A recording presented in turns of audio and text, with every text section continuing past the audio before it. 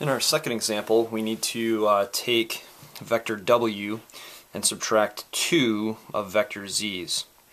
So we have vector w and z, and these are the same as the one in the previous example, but this time we've got a little different operation to knock out here.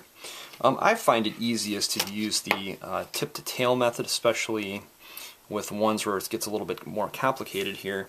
So what we're going to do is we're going to use that method for this one. So this will be the tip to tail method. And hopefully we don't get in the way of our vector with that writing. We'll see what happens. And what we'll do is we'll simply start off with the first one here, and that's vector w. And to draw vector w, we need to get that degree measure of 100. So we'll just make a little mark here. I'll draw just a quick line. I'll darken this in here in a little bit. And then we want to measure 5 centimeters. So there's about 5 right there. And that'll be the end. Okay. And we'll draw this one this time in blue.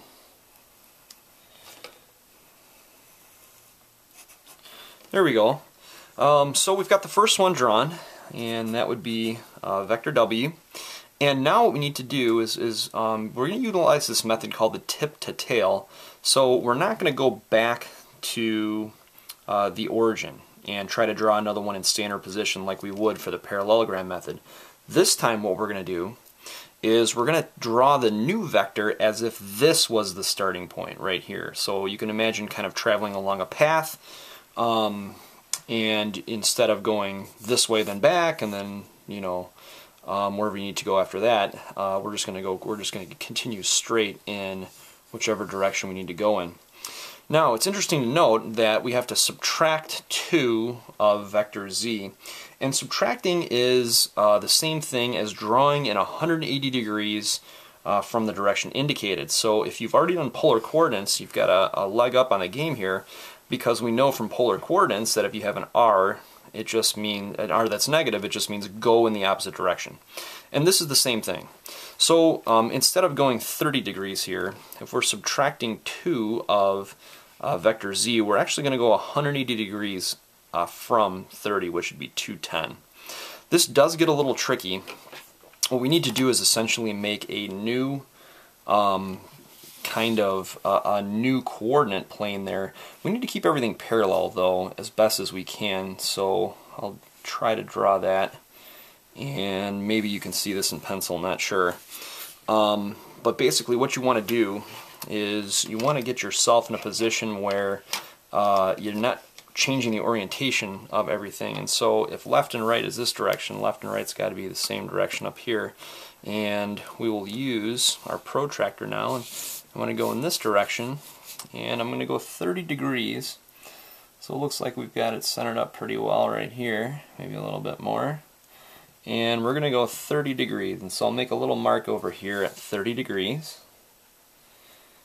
And you're probably asking yourself right now, hey, I thought he said I need to go 210.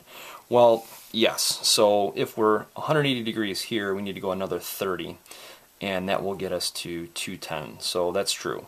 The direction of rotation here would be positive, and it's going to be bigger than 180 over to 210. Now the trick with this too is that we've got to take away 2 vector z's, and so what ends up happening is all we need to do is mark 2 of them off here in that same direction. So we're going to mark one of them right here at 3, and the other one would be then 3 more, or 6. So to draw that on your sheet, there's 1 vector z, and of course it's subtracting, so we're going to go in the opposite direction, not 30 degrees. And this next one is the same thing, so we've got another vector z here, and that's subtracting 2 of them. So if you do this whole operation here, you wind up in this position. The resultant vector, kind of like before, the resultant vector is just going to be from the starting point here, or where the tail is, and then where the new head is, or the new tip, I guess you would say. So we'll draw that, and this operation here would produce this vector, so we can call this maybe the resultant vector. That's the name of it. I know you've heard me say that a few times, but there it is. And we could name it. The other one was X, I think, so let's name this Y, and we'll do a little vector symbol. So we just need to get a few measurements here on this, and I'll extend this out just a bit in case we need that line to be extended. We'll get a protractor on it. We're going to go from that initial point right here, which is still at the origin, and then it looks like, oops, got everything backwards here, help to get things straight up. And getting closer. Alright, so it looks like this guy is all the way around to 90 and a little bit more. So we've got 150, 160, and I'm seeing maybe 163, 162, something like that.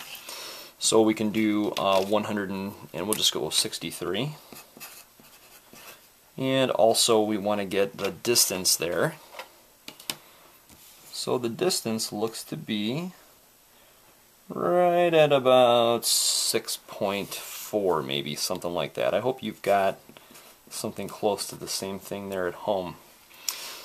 So just a quick recap, parallelogram method, what you would do is create a parallelogram out of your situation here with your vectors, and then with this one, tip to tail, you just draw a vector and then start off at the end of the first vector and then continue with however many you need in whichever direction, and then the resultant will be from the initial point, which is always here at the origin. Wherever you end up, that's going to be the resultant vector.